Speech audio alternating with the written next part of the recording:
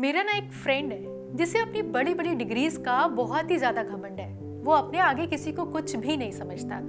अगर आप कभी ऐसा ही कोई दोस्त है तो आज की ये कहानी उसे जरूर सुनाइएगा। तो कहानी है दो भाइयों की। बड़ा भाई रामलाल शहर का अच्छा खासा पढ़ा लिखा वकील बाबू, और छोटा भाई श्यामलाल जो गांव में रहता है, सीधा साधा अनपढ़ सा किसान है। बड़ा वाला भाई छोटे वाले को हमेशा ताने मारता रहता कि तू तो बौड़म है, तू मंद बुद्धि है, तुझे दुनियादारी की क्या समझ। एक बार हुआ यूं कि दोनों भाइयों की गांव में जमीन थी। चालाक पड़ोसी ने उन दोनों भाइयों की जमीन पर कब्जा कर लिया। बड़ा वाला भाई परेशान कोर्ट कचहरी के चक्कर काटता रहा, कानून की मोटी मोटी किताबें पढ़ डाली और 6 महीने तक भी उसे कोर्ट की कोई भी डेट नहीं मिली। परेशान होके थक हार के वो वापस घर लौटा। गांव में जब वो पहुंचा और गांव का नजारा देखकर उसके होश उड़ गए।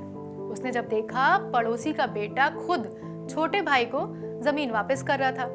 उसने देखकर बोला कि तुमने ऐसा क्या किया जो ये खुद ब खुद आकर तुमको जमीन वापस कर रहा है। छोटा भाई बोला, मुझे तो कानून आता नहीं है, लेकिन मुझे इंसानी स्वभाव समझना बहुत अच्छे से आता है।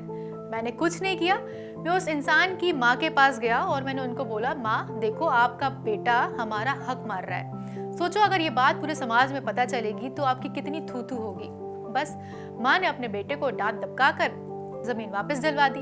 तो बड़े भाई की बड़ी बड़ी डिग्रीज जो नहीं कर पाई वो छोटे भाई के इंसानी दिमाग ने चुटकियों में कर लिया। तो सीख बहुत छोटी और साफ है। किताबें हमें एजुकेटेड यानी साक्षर बनाती हैं, लेकिन जिंदगी जीना और जीतना हमें जमीनी समझ से आता है।